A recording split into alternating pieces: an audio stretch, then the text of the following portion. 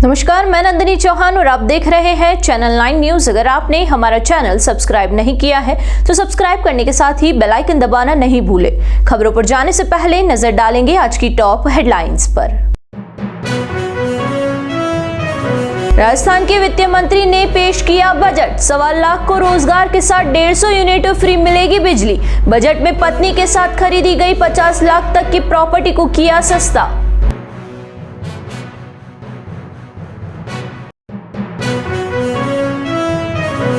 प्रदेश के बजट को लेकर विभिन्न वर्ग ने दी अपनी प्रतिक्रिया। युवाओं ने 1.25 लाख नौकरियों पर जताई खुशी तो कांग्रेस ने बताया हवाई बजट। बजट को लेकर व्यापारियों ने भी जताई खुशी।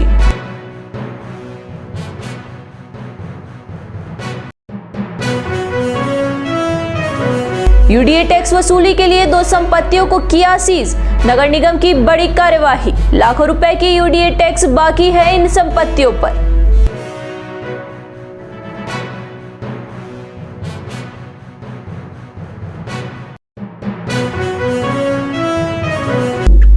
अब खबरें विस्तार से। राजस्थान की वित्त मंत्री दिया कुमारी ने भजनलाल सरकार का दूसरा बजट पेश किया है। करीब 148 मिनट के बजट भाषण में दिया कुमारी की सबसे बड़ी घोषणा युवाओं के लिए थी। सरकार अगले 1 साल में 1.25 लाख भर्तियां करेगी। प्राइवेट सेक्टर में भी 1.5 लाख नौकरियां दिलवाई जाएगी। वित्त मंत्री ने बिजली के बिल में भी राहत देने की कोशिश की है, लेकिन 150 यूनिट फ्री वाली घोषणा में सरकार ने कंडीशन लगा दी है। सरकार 5 लाख नए घरेलू बिजली कनेक्शन और 5000 नए कृषि कनेक्शन भी देगी। 20 लाख घरों में नल कनेक्शन दिया जाएगा। वहीं जलदाय विभाग ने 1050 नए टेक्निकल पदों पर भर्ती की जाएगी। राजस्थान में अब पत्नी के साथ खरीदी गई 50 लाख तक की प्रॉपर्टी सस्ती होगी। सरकार ने बजट में स्टैंप ड्यूटी में % छूट की घोषणा की है। 148 मिनट के भाषण में दिया कुमारी ने राजस्थान का 3,25,000 करोड़ से ज्यादा का बजट पेश किया है। उन्होंने कहा कि राजस्थान को 2030 तक 30 लाख करोड़ की इकोनॉमी बनाना है। पत्नी के साथ संयुक्त नाम से खरीदी गई 50 लाख तक की संपत्ति सस्ती होगी। इसमें स्टाम्प ड्यूटी में % की छूट दी जाएगी। इसके अलावा सरकार ने पीएम किसान सम्मान निधि की राशि बढ़ाई है। अब इस योजना में प्रतिवर्ष 9,000 रुपए मिलेंगे और बजट की घोषणाएं अप्रैल 2025 से लागू होगी। अरे बैठिए, माननीय मंत्री जी को पूरा करने दो। माननीय मंत्री जी को पूरा। सिंचाई। सम्मानित सदन को विदित है कि माननीय मुख्यमंत्री श्री भजनलाल जी शर्मा के भागीरथी प्रयासों से प्रारंभ किए गए पूर्वी राजस्थान के लिए जीवनदायिनी राम जल सेतु लिंक परियोजना संशोधित PKC ERCP के कार्य को गति देते हुए 9,416 करोड़ रुपए के कार्यादेश दिए जा चुके हैं।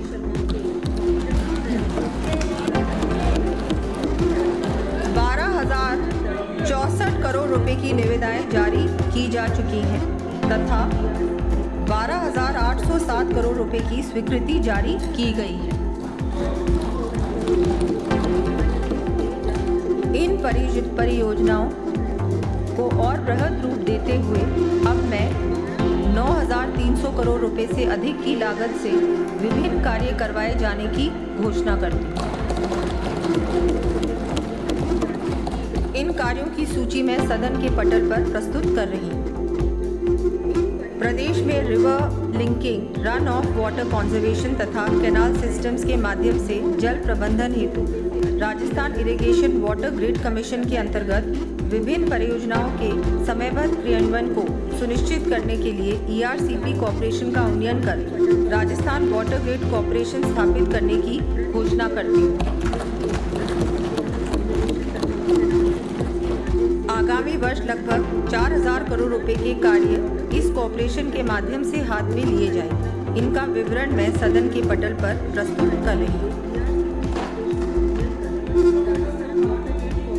बीच में नहीं 3 दिन मिलेंगे तब बोलना। ये तो तब भी फिर आपका नाम बोलने में नहीं रखूंगा। You will disturb। ये अध्यक्ष महोदय, बहुत सारे कार्य हैं, समय लग रहा है।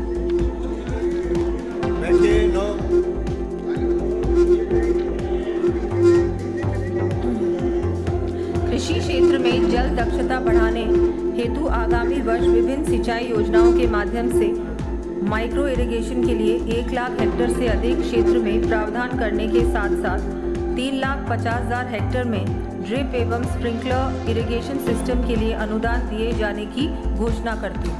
राजस्थान सरकार द्वारा पेश बजट को लेकर अलग अलग क्षेत्रों से अलग अलग प्रतिक्रिया सामने आई है। भाजपा नेताओं ने इस बजट को प्रदेश के विकास का बजट बताते हुए कहा कि इस बजट से प्रदेश के विकास को पंख लगेंगे। वहीं कांग्रेस नेताओं ने इस बजट को हवाई बजट बताया है। कांग्रेस नेताओं का कहना है कि इस बजट में आम आदमी को राहत मिलने की बजाय आहत हो रहा है। व्यापारियों ने इस बजट को बेहतर बताया, तो वही बजट में 1.25 लाख लोगों को रोजगार देने की घोषणा पर रोजगार से युवाओं ने इस बजट पर खुशी जताई है। वही बजट में बिजली बिल में 150 यूनिट की छूट देने से आम नागरिकों ने राहत की सांस ली है। आप भी सुनिए बजट को लेकर विभिन्न वर्गों की प्रतिक्रिया। देखिए, आज जो मुख्यमंत्री जी ने बजट पेश किया है वो मैं समझता हूँ पूरी तरह फेलियर बजट है। आम आदमी उससे आहत ही हुआ है, किसी को राहत नहीं मिली है। खासकर महिला वर्ग परेशान है महंगाई को लेके। आप देखिए कि गैस बजट जब भी बनाया जाता है वो मध्यम वर्ग परिवार और गरीबों के लिए उद्योग को देखते हुए बनाया जाता है। किस तरह से महंगाई जो है आसमान छू रही है। गैस के भाव देख लीजिए आप, सब्जियों के भाव देख लीजिए आप, आटे के भाव देख लीजिए, तेल के भाव देख लीजिए। इनमें सरकार ने क्या किया, सरकार को ये बताना चाहिए। बाकी बड़ी बड़ी घोषणाएँ करना, बड़ी बड़ी बातें करना तो वो तो एक इनका वो है, तो बंद करते ही हैं ये। लेकिन आम आदमी इससे आहत है। आम आदमी को इस बजट से किसी तरह की कोई राहत नहीं मिली है। सब लोग परेशान है, विद्यार्थी परेशान है, गरीब परेशान है, मजदूर परेशान है। किसानों के लिए इन्होंने थोड़ा बहुत कुछ किया है, अगर उसका कुछ इम्प्लीमेंट होता है तो ठीक है, बाकी तो वो भी परेशान है।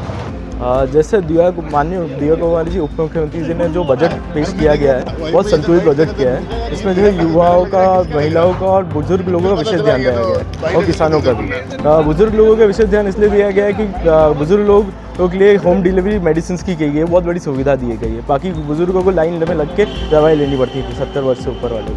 तो उसके बाद फिर डायबिटीज़ पेशेंट्स के लिए अलग से विशेष क्लिनिक वो घोषणा की गई है, जो आमतौर अभी समाज में डायबिटीज़ बढ़ रही है तो उसका ध्यान रखते हुए दी गई है। उसके अलावा युवाओं के लिए कम ब्याज में सब्सिडी में लोन उपलब्ध किए गए उद्यमी के लिए। और इसके फिर किसानों पे आते हैं तो किसानों पे MSP बढ़ा दी गई है। किसान सहायता 6,000 से 9,000 कर दी गई है और मुफ्त ब्याज में लोन उपलब्ध किया गया है। और महिला वर्ग के लिए जो उद्यम चालू करने उसमें भी आपको किया गया। और ट्राइबल टूरिज़्म जो राजस्थान में ख़त्म होने आया था उसको वापस ऑक्सीजन देने के लिए उन्होंने 1,000 करोड़ का जो विशेष पैकेज निकाला है बहुत अच्छा किया गया है। तो और कुल मिला के संतुलित बजट है पूरा। बजट पेश हुआ पूरा संपूर्ण राजस्थान में, हर वर्ग को इन्होंने लिया है, परंतु इम्प्लीमेंटेशन होना बहुत बड़ी बात होती है। जो इम्प्लीमेंटेशन अगर होता है तो मुझे लगता है कि कहीं ना कहीं अच्छी बात है।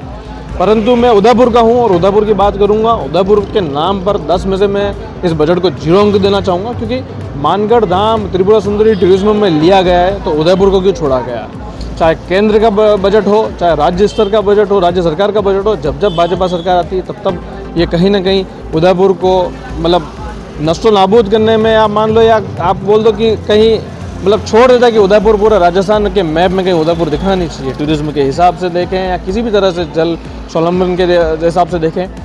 और आप इस चीज़ को आप ये भी नोटिस करें कि जिस तरह से 150 यूनिट का प्रावधान दिया गया है कि 150 यूनिट बिजली दी जाएगी, युवाओं को नौकरी दी जाएगी। 150 यूनिट बिजली में आप देखो जो सोलर लगाएगा उसी को दी जाएगी, परंतु पिछली सरकार ने जो इम्प्लीमेंटेशन किए हैं 100 यूनिट आज भी उस लोग उनको धरातल पे है और धरातल पर लोग 100 यूनिट का उसको उठा रहे हैं। और आप देखें कि जो युवाओं को नौकरियों की बात कही गई है तो वहाँ 1,25,000 के आसपास युवाओं को प्राइवेटाइजेशन में नौकरी की गई है। सरकारी नियुक्तियों को पे कहीं बात नहीं की गई है। तो युवाओं के हिसाब से, उदयपुर शहर के रहवासी होने के हिसाब से, एक आम युवा होने के हिसाब से मैं इस बजट को 10 में से 0 अंक देना चाहूँगा। आज जो बजट पेश हुआ है वो बहुत ही शानदार बजट पेश हुआ है। और मैं शुगर पेशेंट हूँ और 70 साल की उम्र के लोगों के लिए जो उन्होंने किया है बहुत ही शानदार बजट दिया है हर वर्ग से। मैं तो चाहता हूँ जो पार्टी जो बजट दे रही है इससे युवाएं, आजकल जो हर युवा इस पार्टी को इतना सम्मान करती है कि इतना अच्छे बजट दिया है और हम सब खुश हैं। उदयपुर नगर निगम द्वारा लगातार यूडीए टैक्स वसूली को लेकर कार्यवाही लगातार जारी है। एक बार फिर से राजस्व शाखा द्वारा 2 प्रतिष्ठानों को सीज किया गया है। नगर निगम राजस्व अधिकारी नीतीश भटनागर ने बताया कि आयुक्त राम प्रकाश के निर्देश पर नगरीय विकास कर वसूलने को लेकर फिर बड़ी कार्यवाही करते हुए 2 संपत्तियों को सीज किया है। बुधवार को सेक्टर 4 में विद्यानगर सुदर्शन एनक्लेव के सामने स्थित संजय डांगी की संपत्ति, जिसका नगरीय विकास कर 10,44,995 रुपए बकाया था, जिसे सीज किया गया है। वहीं सब सिटी सेंटर कुश एंटरप्राइजेस गोल्ड माइन फर्नीचर की संपत्ति 8,43,424 रुपए का नगरीय विकास कर बकाया था, जिसे भी सीज किया गया है। इनके द्वारा नगरीय विकास कर की राशि जमा नहीं करवाने से नगर निगम द्वारा इस व्यावसायिक संपत्तियों को ताला लगाकर इनकी व्यावसायिक गतिविधियां बंद कर दी गई है। संबंधित फर्मों द्वारा टैक्स बकाया रहने के लिए कोई संतोषप्रद कारण नहीं बताया गया। फर्म से कुल बकाया का नोटिस भी तामील करवाया गया और सभी कार्यवाही पूरी करने के बाद निगम ने कार्यवाही करते हुए यूडीए टैक्स की वसूली के लिए दोनों संपत्तियों को सीज करने की कार्यवाही की गई है।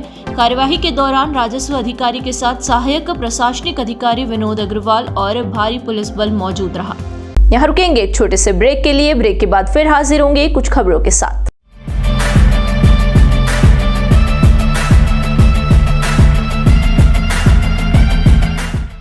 ब्रेक के बाद फिर से आपका स्वागत है। बढ़ेंगे अगली खबरों की ओर। वाम दलों और जनतांत्रिक संगठनों संयुक्त मोर्चे ने बुधवार को अपनी विभिन्न मांगों को लेकर जिला कलेक्ट्रेट पर प्रदर्शन करते हुए राष्ट्रपति के नाम ज्ञापन सौंपा। ज्ञापन में केंद्रीय बजट का विरोध करते हुए वैकल्पिक प्रावधानों पर केंद्र सरकार को निर्देश देने की मांग की है। कलेक्ट्रेट पर प्रदर्शन कर दिए गए ज्ञापन में बताया गया कि बजट में वित्त मंत्री देश के 60 करोड़ किसानों में 55 करोड़ मजदूर एवं 20 करोड़ निम्न मध्यम वर्ग के लिए कुछ नहीं दिया है और यह बजट केवल बड़े धनपतियों एवं इनकम टैक्स के दायरे में आने वाले उच्च मध्यम वर्ग के हितों को साधने के लिए लाया गया है। पिछले कुछ वर्षों में बड़े उद्योगपति और व्यापारियों को लगातार कॉर्पोरेट टैक्स में उनको लाखों करोड़ों रुपए की छूट दी गई है कि कॉर्पोरेट अरबपतियों के सामान्य टैक्स के दायरे में आने वाले व्यक्तियों से भी कम दरों पर इनकम टैक्स लिया जा रहा है और राजस्व की इस कमी को आम नागरिकों से हर वस्तुओं पर जीएसटी वसूल कर भरपाई की जा रही है। इसका सीधा परिणाम हुआ कि शिक्षा, चिकित्सा एवं सामाजिक कल्याण क्षेत्र, जिसमें SC/ST वर्गों की सहायता की योजनाएं तथा मनरेगा जैसी ग्रामीण गरीबों के लिए संचालित योजनाओं में या वास्तविक व्यय कम हो गया है या उनमें भी कुल बजट के अनुपात के रूप में कमी कर दी गई है। ज्ञापन में देश के अरबपतियों पर कम से कम 4% संपदा कर लगाने और कॉर्पोरेट टैक्स बढ़ाने, गरीबों के उपभोग की वस्तुओं जैसे आटा, दाल, खाद, तेल, मोटे सूती और सिंथेटिक कपड़े, जूते, चप्पल, पढ़ाई लिखाई एवं स्वास्थ्य से जुड़ी आम दवाइयों आदियों से जीएसटी समाप्त करने, कृषि की सभी जिन्सों के लाभकारी मूल्य की कानूनी गारंटी करने, बीमा क्षेत्र में 100% विदेशी निवेश की छूट वापस लेने और सार्वजनिक क्षेत्र के निजीकरण एवं उसकी परिसंपत्तियों को राष्ट्रीय डिमोनेटाइजेशन पाइपलाइन के जरिए निजी हाथों को सौंपने की योजनाओं को बंद करने की मांग की है। मनरेगा योजना में बजट राशि कम से कम 50% बढ़ाने, जीडीपी का 3% और शिक्षा के लिए कोठारी कमीशन की सिफारिश के अनुरूप 6% करने, खाद्य सुरक्षा प्रणाली को मजबूत करने के लिए खाद्य सब्सिडी बढ़ाने, अनुसूचित जातियों, अनुसूचित जनजातियों, महिलाओं एवं बच्चों के विकास सुरक्षा के लिए आवंटन पर पर्याप्त एवं उल्लेखनीय वृद्धि, केंद्रीय कारों और जीएसटी में राज्यों का हिस्सा बढ़ाने और केंद्र द्वारा राज्यों का हस्तांतरण शीघ्रता से करवाने की मांग की है। वाम दलों ने प्रदर्शन कर प्रधानमंत्री नरेंद्र मोदी का पुतला भी फूंका। की जन विरोधी नीतियां पिछले दिनों केंद्र सरकार द्वारा पेश किए गए बजट में आम जनता के पक्ष में कोई नीति लागू नहीं करने के विरोध में और इस देश की जनता को वैकल्पिक नीतियां बताने के लिए वामपंथी दलों द्वारा 14 फरवरी से 20 फरवरी तक पूरे देश में जन जागरण अभियान चलाया जा रहा है। उसी के तहत आज वामपंथी दल, भारत की कम्युनिस्ट पार्टी, मार्क्सवादी, भारतीय कम्युनिस्ट पार्टी और भाकपा माले MCPI की ओर से जिला कलेक्टर कार्यालय पर प्रदर्शन करके माननीय राष्ट्रपति महोदय को ज्ञापन देकर ये मांग करी है कि शिक्षा, स्वास्थ्य मनरेगा खाद्य सुरक्षा में जो बजट के प्रावधान कम किया है उसमें वापस बढ़ोतरी की जाए। आदिवासी क्षेत्र है जो दलित जो हमारी जाति है उनके विकास और उत्थान के लिए जो बजट लागू करना चाहिए वो लागू किया जाए। इस बात को लेकर हम लोग यहाँ पर इकट्ठे हुए हैं। एक बात हम लोग देश की जनता को भी बताना चाहते हैं कि पिछले 6 महीने पहले हमारे देश के पड़ोसी देश श्रीलंका में जब पूरी तरह से बर्बाद हो चुका था, वहां पर श्रीलंका में वामपंथी दलों की सरकार चुनी गई और उस सरकार ने पिछले दिनों जब बजट पेश किया तो उन्होंने शिक्षा में 10% बजट का जो खर्च करने का प्रावधान रखा है। हम लोग ये मांग कर रहे हैं कि सिर्फ 6% किया जाए और पिछली बार जो बजट था शिक्षा में उससे कम वो खर्च कर रहे हैं। वहाँ पर श्रीलंका में जो बजट पेश किया है उसमें जो भी स्वास्थ्य में हो, खाद्य सुरक्षा में हो, ईंधन में हो, एक तरह से उनके मूल्य नहीं बढ़े, उनके मूल्य आम जनता की पहुंच तक हो पाए, वो सारे प्रावधान किए गए हैं। हम लोग तो ये कहना चाहते हैं, यहाँ पर ये कहते हैं कि हमारे देश की जनता के कल्याण के लिए बजट में इसलिए कटौती कर रहे हैं क्योंकि उनके पास पैसा नहीं है।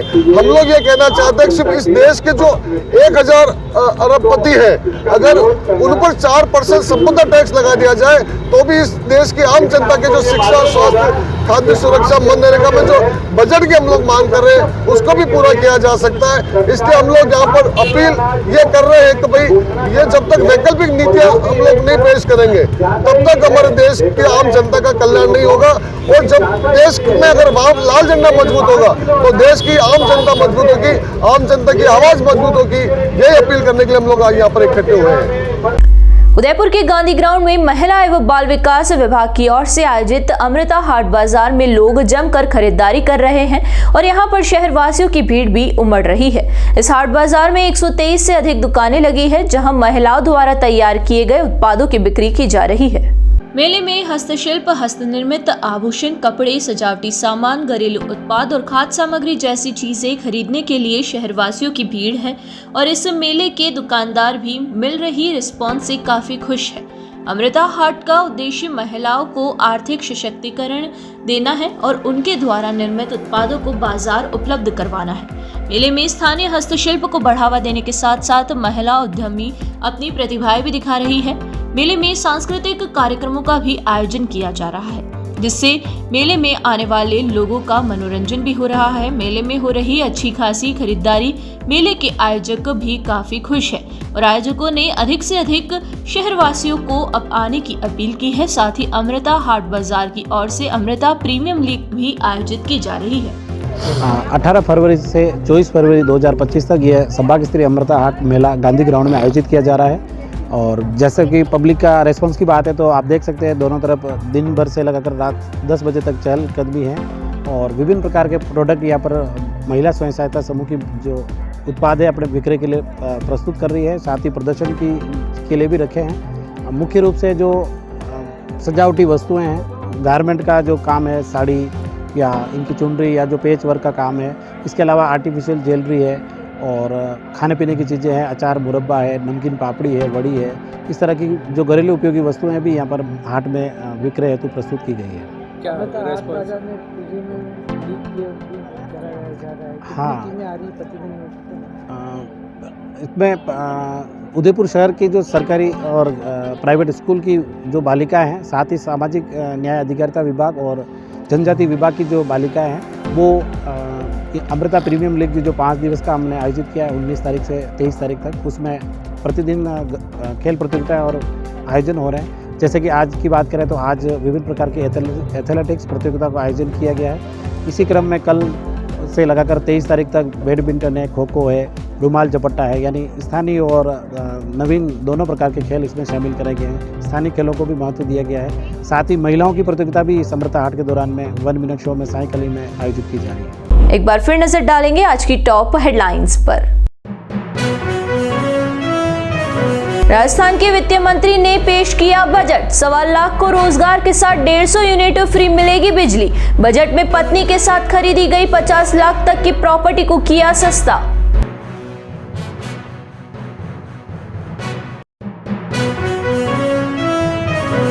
प्रदेश के बजट को लेकर विभिन्न वर्ग ने दी अपनी प्रतिक्रिया। युवाओं ने 1.25 लाख नौकरियों पर जताई खुशी तो कांग्रेस ने बताया हवाई बजट। बजट को लेकर व्यापारियों ने भी जताई खुशी।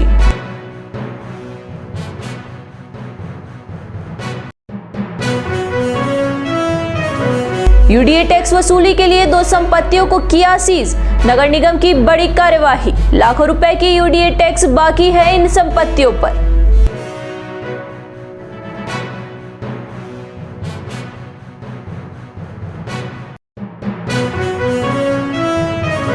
तो दीजिए इजाजत और बने रहिए चैनल 9 न्यूज के साथ। नमस्कार।